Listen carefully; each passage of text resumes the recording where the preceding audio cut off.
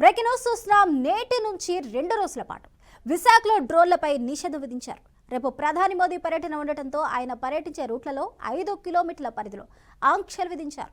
ఈ క్రమంలో ప్రైవేటు డ్రోన్లు వినియోగదారులకు పోలీసులు నోటీసులు కూడా జారీ చేశారు.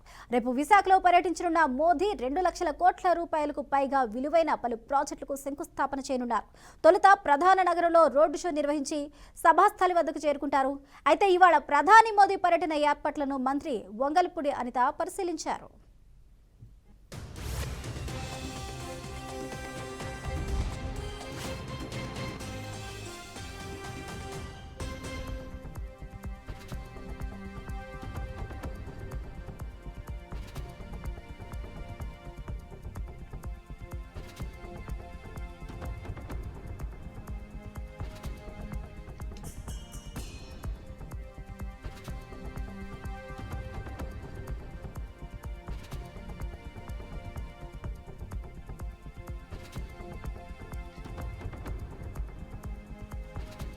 బ్రేకింగ్ న్యూస్ చూస్తున్నాం. నేటి నుంచి 2 రోజుల పాటు విశాఖలో డ్రోన్లను నిషేధించారు. రేపు ప్రధాని మోదీ పర్యటన ఉండటంతో ఆయన పర్యటించే రూట్లలో 5 కిలోమీటర్ల పరిధిలో ఆంక్షలు విధించారు. ఈ క్రమంలో ప్రైవేటు డ్రోన్ల వినియోగదారులకు పోలీసులు నోటీసులు కూడా జారీ చేశారు. రేపు విశాఖలో పర్యటించనున్న మోదీ 2 లక్షల కోట్ల రూపాయలకు పైగా విలువైన పలు ప్రాజెక్టులకు శంకుస్థాపన చేయనున్నారు. తొలుత ప్రధాని నగరంలో రోడ్డు షో నిర్వహించి సభాస్థలి వద్దకు చేరుకుంటారు. అయితే ఇవాళ ప్రధాని మోదీ పర్యటన ఏర్పాట్లను మంత్రి అనిత పరిశీలించారు. ఇదే అంశానికి సంబంధించి పూర్తి అప్డేట్స్ మా ప్రతినిధి శ్రీనివాస్ అందిస్తారు. శ్రీనివాస్.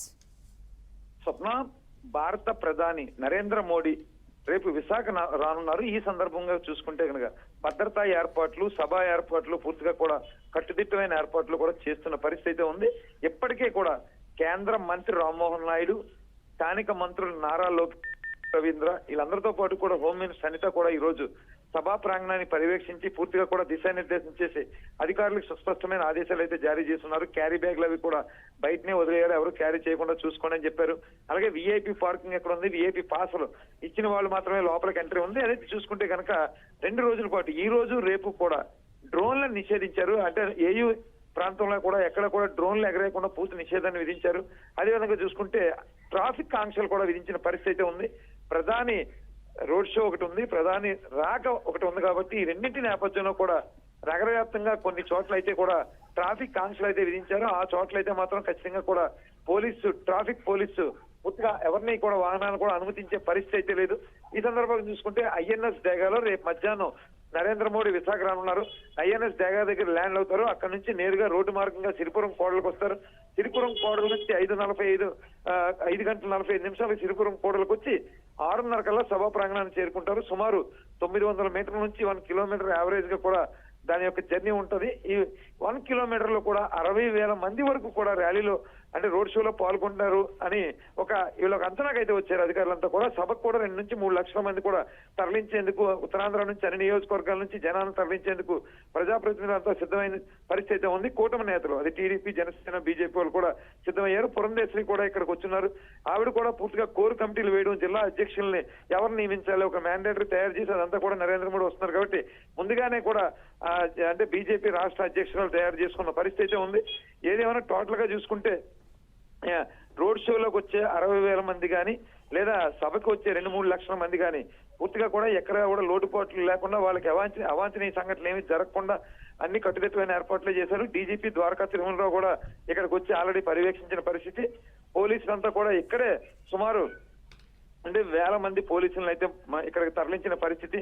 పూర్తిగా ఐపీఎస్ లు అందరూ కూడా ఎవరికి ఏర్పాటు చేసిన అంటే ఏ సెంటర్ లో ఎవరిని ఏర్పాటు చేస్తే ఆ సెంటర్ లో ఐపీఎస్ కూడా పూర్తిగా కూడా నిమగ్నమై పనిచేస్తున్న పరిస్థితి అయితే ఉంది. రేపు సాయంత్రం జరగబోయే సభని గతంలో జరిగిన విజయవాడ సభ కావచ్చు, చిలకలూరుపేట రోడ్ షో కావచ్చు, వీటన్నిటికంటే కూడా పూర్తిగా కూడా సక్సెస్ చేయాలి.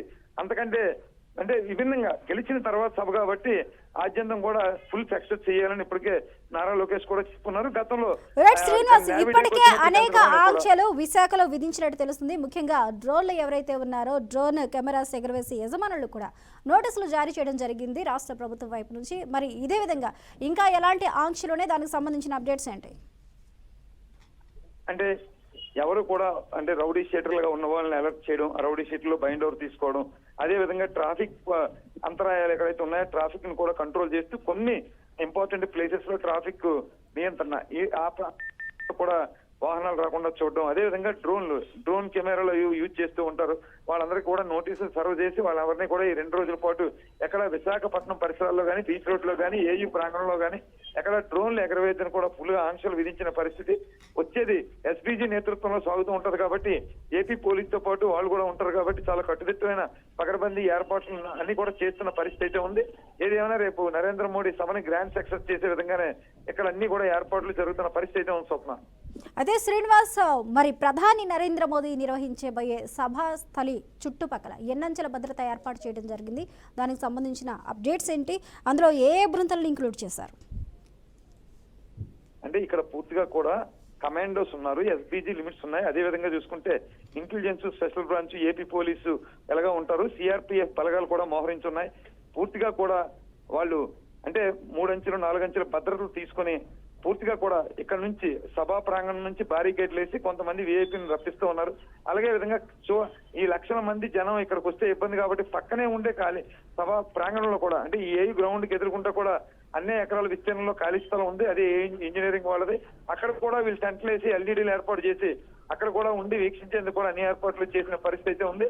ఏది ఏమైనా సరే పోలీసులంతా కూడా పూర్తి బందోబస్తు నడమే ఈ ఏర్పాట్లు అయితే చేస్తూ ఉన్నారు. గడిచిన స్టార్టింగ్ అంటే సభా ప్రాంగణంలో పనులు ప్రారంభమైన నుంచి కూడా సిపిఎస్ సంగపత్ర బాగ్జీ కావచ్చు, కలెక్టర్ హరీంద్ర ప్రసాద్ కావచ్చు, జీఎంసీ కమిషనర్ సంపత్ కుమార్ కావచ్చు, విఎంఆర్డీ కమిషనర్ విశ్వనాథన్ కావచ్చు, జేసీ కావచ్చు మయూర్ అశోక్, వీళ్ళందరూ కూడా పూర్తిగా కూడా దాన్ని ఐపీఎస్ ఐఏఎస్ పర్యవేక్షణలోనే ఈ పనులు జరుగుతూ ఉన్నాయి.